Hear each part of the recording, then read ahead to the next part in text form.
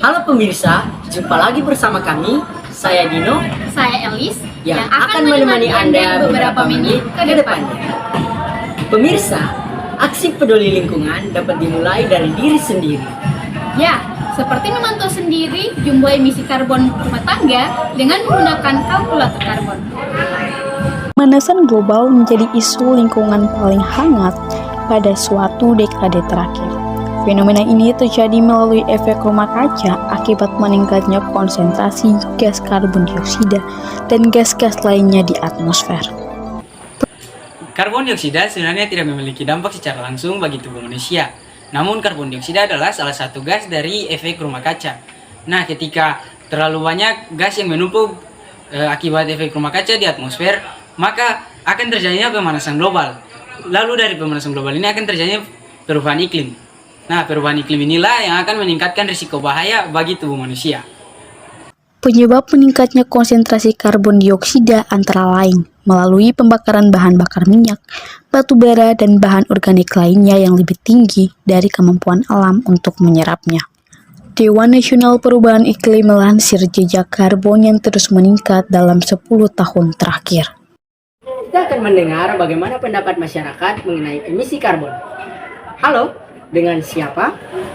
Saya Husnul, Husnul, apa yang kamu ketahui tentang emisi karbon? dan saya ketahui emisi karbon itu dari pabrik-pabrik industri dan asap-asap kendaraan.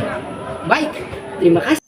Untuk meningkatkan kepedulian masyarakat dalam mengontrol jejak karbon, berbagai cara pun dilakukan, di antaranya melalui penggunaan kalkulator karbon yang kini dapat diakses dengan mudah melalui internet, menggunakan perangkat jaringan. Dampak lingkungan dari emisi industri karbon rumah tangga dapat diperhitungkan. Kalkulator karbon itu adalah sarana yang kita gunakan di lingkungan perubahan iklim agar kita semua bisa mulai memperkirakan kira-kira dari aktivitas kita akan mengeluarkan emisi gas rumah kaca seberapa besar, atau berapa sih jejak karbon yang kita keluarkan dari aktivitas kita. Mengisi bahan besaran emisi listrik, emisi bahan bakar minyak, emisi sampah, dan jenis transportasi yang digunakan. Kita dapat mengetahui besaran emisi karbon rumah tangga.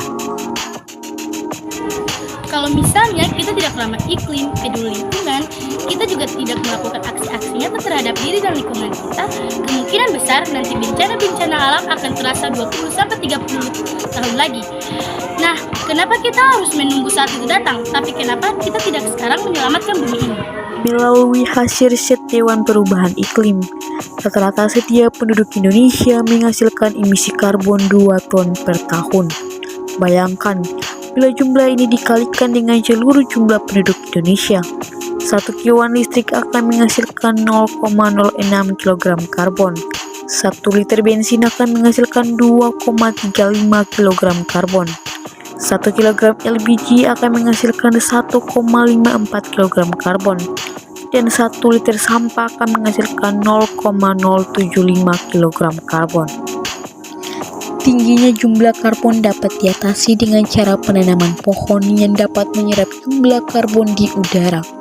1 batang pohon yang rindang akan bisa menyerap karbon 188 kg per bulan. Tentu saja hal ini harus diimbangi dengan penggunaan energi secara bijak, karena kelestarian bumi merupakan tanggung jawab kita setiap manusia.